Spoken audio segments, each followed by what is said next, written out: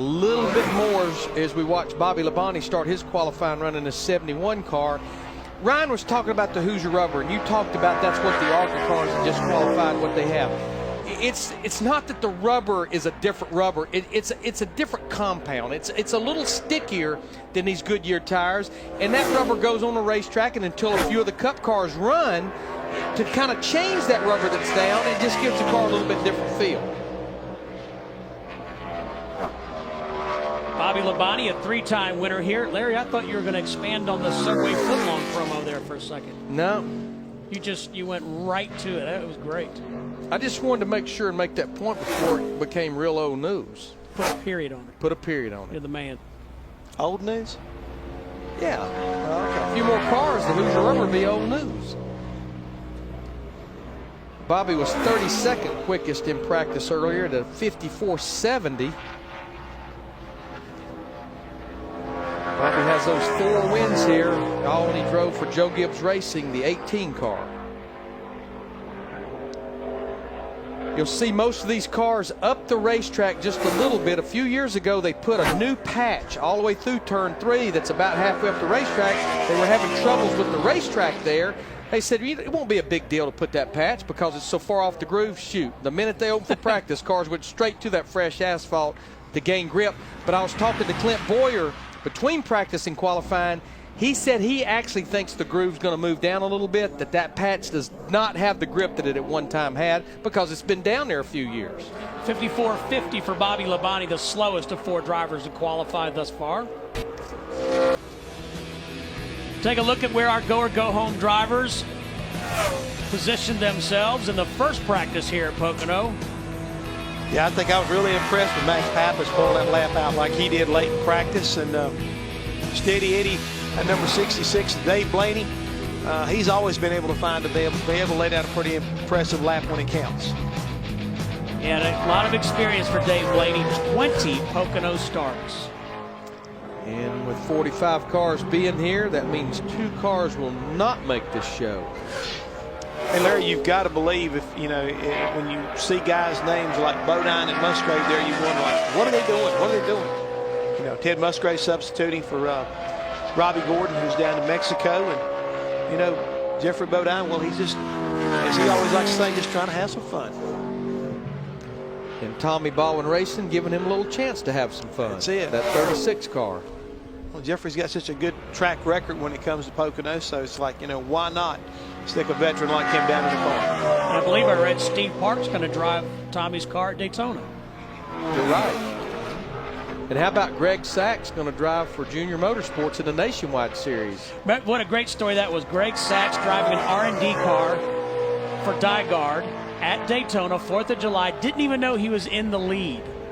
Yes, Mr. Hammond. But he figured it out. I'm just wondering, all of a sudden we got Musgrave coming back from retirement. We got Bodine coming back from retirement. Greg Sachs coming back. You don't guess? I know who you're thinking, but there's a lady named Stevie that's not going to have no part of that. No, I think I'll go one step further than that. There's a gentleman named Hill that won't allow that to happen. Him too. Miss Waltrip and Mr. Hill are in cahoots on that whole program. Well, you might be able to sway one, but I don't think you're going to convince the other. Collusion. That's it. 53.97 for Dave. Now, I think as we were into these go-or-go-homers, we didn't have a single car in the top 35 that even remotely attempted a second lap. They pretty much shut it down before they even got to turn 1. The go-or-go-homers, unless you really bust off a good lap, or if we get late in the session and you're locked in, you pretty much have to go ahead and run that second lap. I think it will be to no avail because running another 2.5 miles, the engine's getting warmer, tires are losing more and more grip. It's hard to run faster on lap 2. And to be honest with you, Larry, that 53.97 that he just laid down compared to where he was in practice, that's a pretty good pickup, almost 0.6 of a second. But I think with him being the first guy out of the go-or-go-home, you got to try. You got to find out whether it's worth it or not. And he may influence some of the other cars that are having to make this attempt. Because I think I can never remember a car picking up on the second lap in recent years. Well, once we have 2 cars of this group that's put their qualifying efforts in, if you just beat 2 cars. Take a look at our Gillette menu here on Speed. Trackside, that'll be fun. That's next. Juan Pablo Montoya and Tony Stewart will join us. And from the Texas Motor Speedway at 8:30 Eastern, it's the Camping World Truck Series setup with Chris Devoda. And at 9 Eastern, you'll see him race. Now, speaking of the NASCAR Camping World Truck Series race down in Texas, of course, Johnny Sauter is there, who's been driving this 36 car. Johnny will be back in the car next week at Michigan because the trucks are racing up there on Saturday before the Cup race. Well, Jeff Bodine has 18 career wins. Let's see what the 61-year-old out of Chemung, New York has left in his bag of tricks. Jeff, the car looked, best way I could put it, nervous. I can say exactly the same thing. Looked very nervous through 3. 39 Pocono starts for Bodine. Right now, he needs to beat a 53.97, which is Dave Blaney, and that would put him into the show. He didn't hit the curb that time, Larry, which is a good thing. And right now, he's pretty much laying right there about where David Stremme qualified. David's 35th right now in that 26 car. And Jeffrey was 41st in the earlier practice at a 55.13, so he needs to find a little bit of speed here. Well, he beats David Stremme by 4/100ths of a second, and honestly, I know we got to go a little bit into this session. That could be huge right there. Be very huge.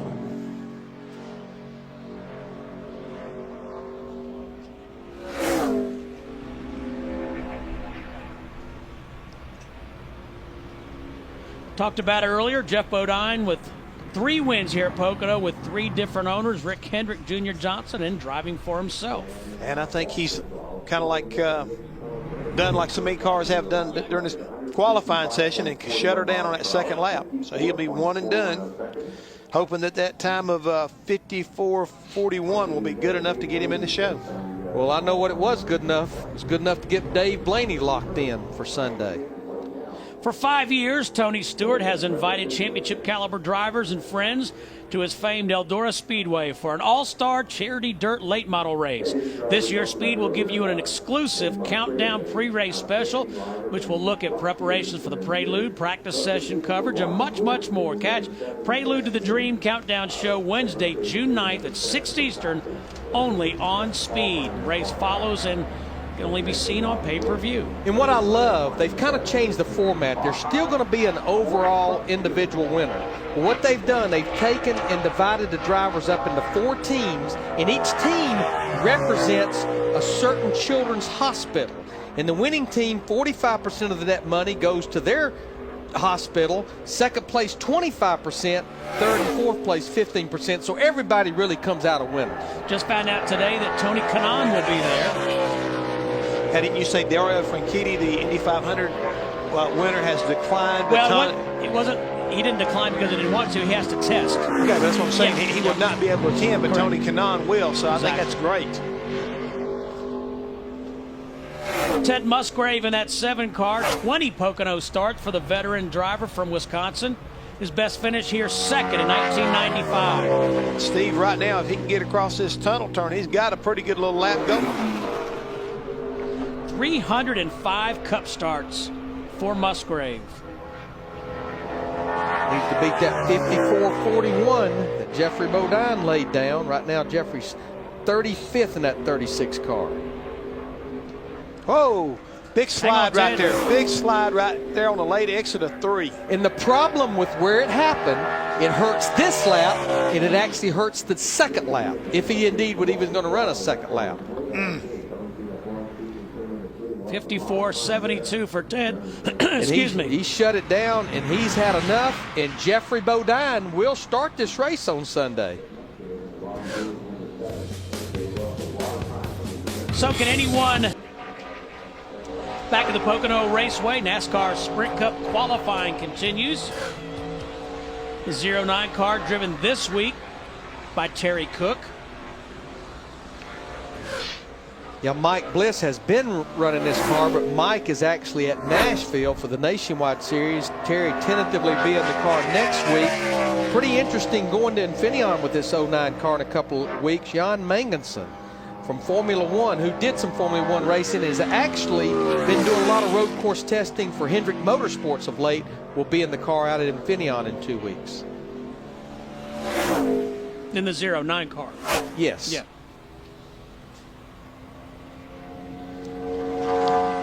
Terry with 314 truck starts. As you watch this 09, here's what you're looking for, folks. Is where that green line is. That's what he needs to be in front of if he wants to lock himself into the field. That represent David Stremme right now. David's time of 54.45.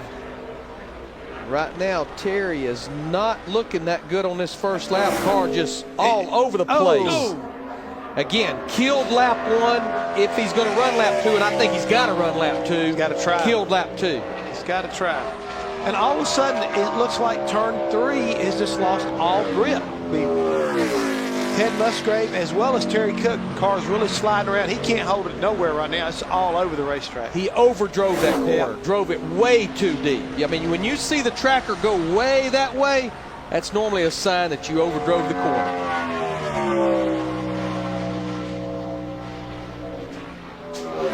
How about Jeff Bodine being locked into the field? Locked in. That is very cool. 61 years old when he takes the green flag. 41 years older than Joey Logano. How much old is he? How much more older is Hammond than Jeff Bodine? Got to do the math. Easy now. You're not talking about Dick Berggren over there. Actually slows down quite a bit, but that will lock David Stremme. Let's take another look at Terry Cook's wild ride here, coming off 3.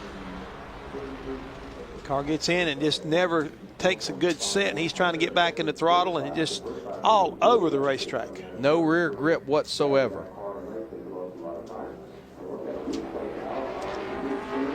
And Jeff, you know, I think this gives you a much clearer picture of how loose that car was. But I truly believe, we talked about this earlier in the practice show, that guys tend to get pretty aggressive here with the rear springs and the rear shocks qualifying to try to help the drag of the race car. In other words, help the speed down the straightaway. And when you do that, a lot of times you hurt the rear downforce, and the rear doesn't have good grip. It's a that delicate could balance. be what's happening with these go-homers. But they get aggressive trying to help straightaway speed. Yep. Let's go back to Marty. Well, at 61 years young, Jeffrey Bodine hauled it off in there in turn 1, and you gained an entire second from practice. Congratulations, great job. Yeah, thanks. It felt like the Bodine bobsled down there in turn 1, kind of slipping and sliding all around, but you know, we're really happy to be here. Tommy Baldwin gave me this chance. Johnny Sauter did a great job last week at Charlotte. He's in Texas. Good luck to you, Johnny, tonight. Of course, my brother Todd too. And but we're here, so we're happy about that. And I hope there's more times that I'm here at the track with Tommy and the guys. I know you were saying these young guys were good, but was it as much fun for you as you thought it would be? Yeah, look at, I'm not shaking at all. A little bit. Well, that's just, I'm out of breath. Nah, you know, I've done this so long, I didn't get nervous. Concerned, of course, but, you know, I drove it in deep. I needed to pick up. We did. We drove it in every corner a little deeper. I learned a long time ago, and DW and all the drivers can relate to what I'm going to say. If you scare yourself in practice, you don't have a chance in qualifying. So I didn't scare myself in practice by going too deep and getting sideways. I did it out in qualifying, but that's okay. That's a good theory to follow, isn't it, Larry Mack and Jeff? Don't scare your driver in practice, guys. Nope. Scare him in practice. You can write him off in qualifying. Exactly. Now, J.J. Yaley, I would hope they'll be on the radio calling him in because, once again, he has qualified on time. He will race on Sunday. Dave Blaney, J.J. Yaley, Jeff Bodine, and David Stremme all locked in. You're 54-22, 54-22 officially. I was going to say, don't give him the time. Just tell him to stop. That's all you need to tell them then. Final drivers to qualify: Joe Nemechek, Max Pappas, Chad McCumbee, and Michael McDowell. Stay with us.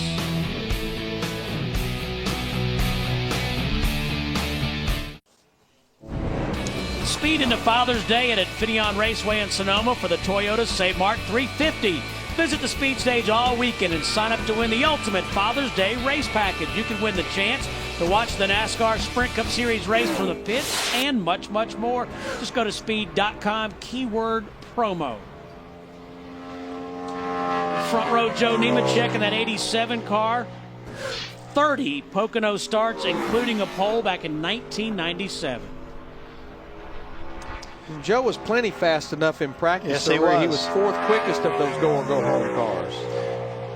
The question I got for you, Larry, a minute ago, you were talking about my age versus Jeffrey Bodine's age. What state are you from? What state am I from? Yeah. Where were you born? Alabama. That explains it. It's getting ugly up here. What's his point? People from Alabama know how to Well, act. he's saying he's younger than Okay. You're a little dyslexic, maybe? It's like my golf game. I just figured out the low score is better. You want to get your money's worth, right? Yeah. Just keep hitting the ball. Left, right, left, right. Right now, something about somebody getting their money's worth. Right now, Joe Nemechek, if he can keep it coming, he will make this race for Sunday. Yeah, he's actually working on being the fastest of the go-home cars. Didn't get through the tunnel turn that good. Can't afford to do that off of 3. He'll give up way too much. So, nice and easy here, Joe. Had a good, solid qualifying run last week at Charlotte. Good Qualified turn 19th. 3. Good turn 3. I believe he will be the fastest of the go-homers. Locked in, 29th quickest. 53.87.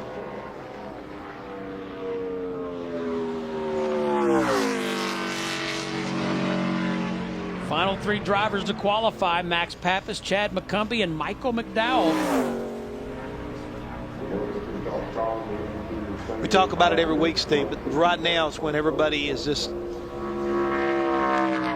having nightmares, wanting to throw up, can't breathe. Whether you're Terry Cook or Ted Musgrave, you're sitting there on that hot seat waiting, or whether you're Max Pappas and the rest of the guys that, as far as that have got to go and know they got to go, Chad McCumbee and Michael McDowell. Well, and the worst thing about it is it's you're helpless. It's out of your hands at this point. Well, from Musgrave and him, yes. But from McCumbee and him, it's like, don't beat your... So final 2 drivers to have at it today: Chad McCumbee in the 64 and Michael McDowell in the 55. And Kyle Busch likely to hang on for the pole position. Now, Chad was the slowest of the go-home cars earlier today. He has a couple of cup starts here, driving for Petty Enterprises, and has 1 win in the ARCA series here.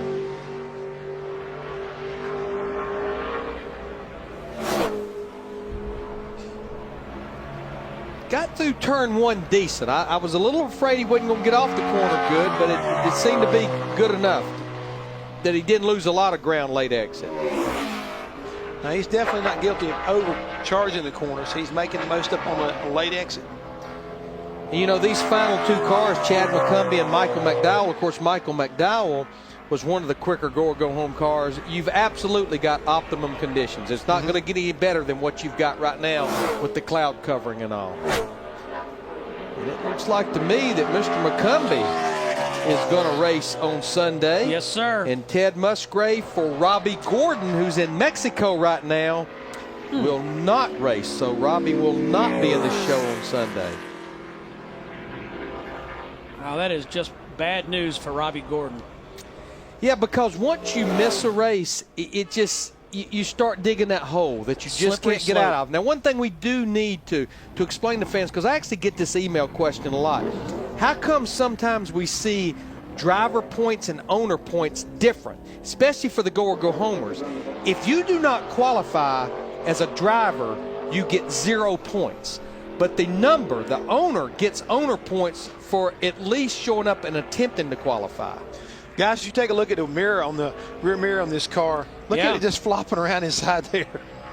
I just now noticed it coming down through there. It must have come loose during qualifying. He reached up there. He was tired of looking at it. it. He's annoyed. Fortunately, you don't need a review mirror when you're out there qualifying. Looks like Larry's rental car. But it can be quite a distraction. But good for Mr. Chad McCumbee. He will race on Sunday. So who will it be? Terry Cook or Michael McDowell? Now, Michael has shown that he's had enough speed in his car to make this race. He ran for Michael Waltrip Racing both races in 2008. His best start was 35th, and his best finish was 24th out of those 2 races. Best start this year, 12th at Phoenix. Phoenix is a flat track. Any characteristics that carry over, even though this track is much bigger? You know, I'll tell you what, if you can negotiate that place and have a feel for it, I think you should be able to do well here, because there's certain things that are similar to turn 1, as well as when you get to turn 3 and 4 and Phoenix, similar to the tunnel turn and going back into turn 3. So I mean, it's a contrary racetrack. And you know, even though this surface is much rougher, but a lot of the drivers, especially with the way the testing policy is now, said that if you come out of here good with a feeling that you perform well, that you do feel like you go to Indianapolis in about a month and a half with some confidence. Looked like Michael Gal has nailed this lap, put himself in the field at 32nd position. Yeah, that bumps Terry Cook out in the 09. So Terry Cook and Ted Musgrave will not race. And Kyle Busch celebrates his 200th career start.